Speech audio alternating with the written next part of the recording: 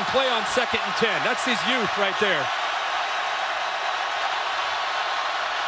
Tagovailoa trying to make up for it. Fires to the end zone. Touchdown! Alabama wins!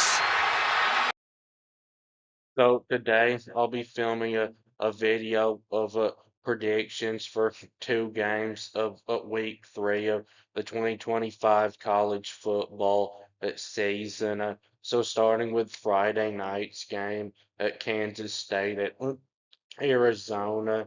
So Kansas State's problem offensively has been they've not had much of a run game, and that's what Kansas State has been really good at the last several years offensively. Now, some of that is, I think, because Dylan Edwards, their best running back, hasn't played at all yet this season. And bad news for Kansas State is he's not expected to play in this game either. And with him, I do think Kansas State would have beaten their FCS opponent a little easier than they did. And I think they would have been able to beat Army, but they still should have been able to have won both of those games easily, even without him. And some of the problem for Kansas State offensively, I think, is their offensive line doesn't seem to be near as good as it's been in the last several years. And except for the opener, Kansas State has looked really bad defensively. Against the FCS team, they gave up 35 points because they couldn't stop the pass. And Kansas State's a big strength defensively the last several years has been their ability to stop the run. And in the opener against Iowa State, the first half of that one, they were able to stop the run, but then in the second half, they weren't able to stop it. And then Army hardly ever throws the football. They almost always run it, and Kansas State couldn't stop their run game. And even though 24 points isn't what you would consider a lot to have given up, but usually they shouldn't have given up 24 points to Army.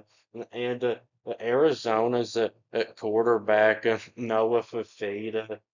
I know you may have forgotten about him because of how bad last year went for Arizona, but the year before last, he was one of the best quarterbacks in the country. And if he gets hot in this game, Kansas State is very likely going to lose. But Arizona, I do not think is a very good team.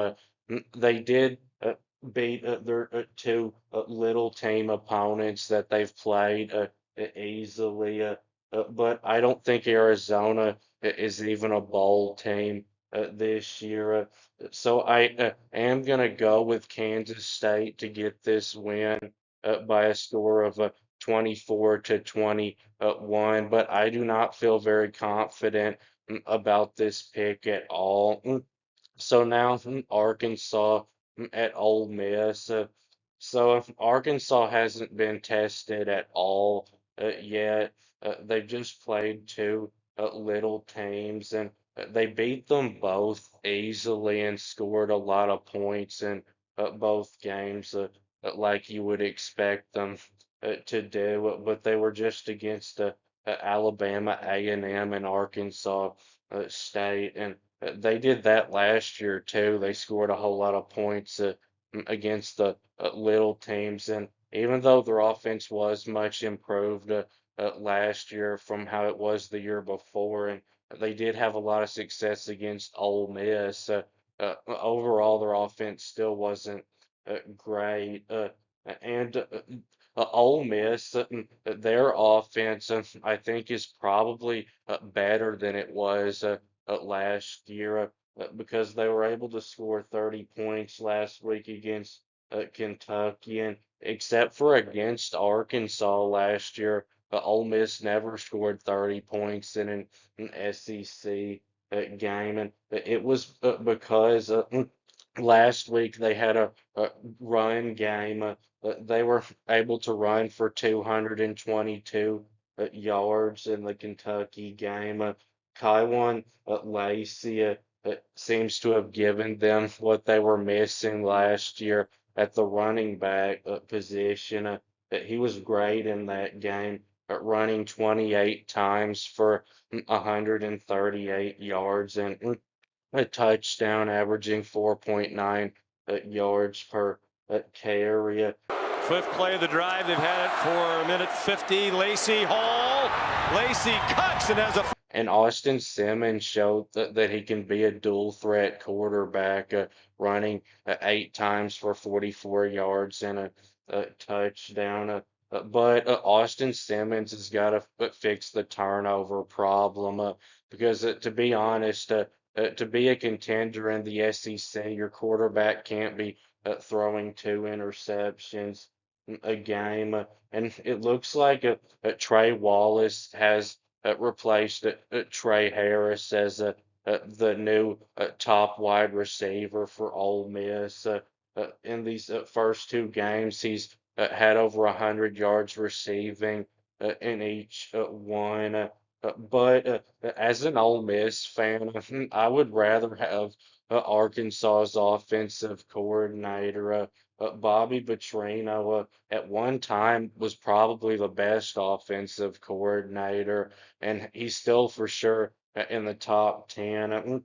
And Taylon Green is a way better quarterback than what Ole Miss faced last week against Kentucky.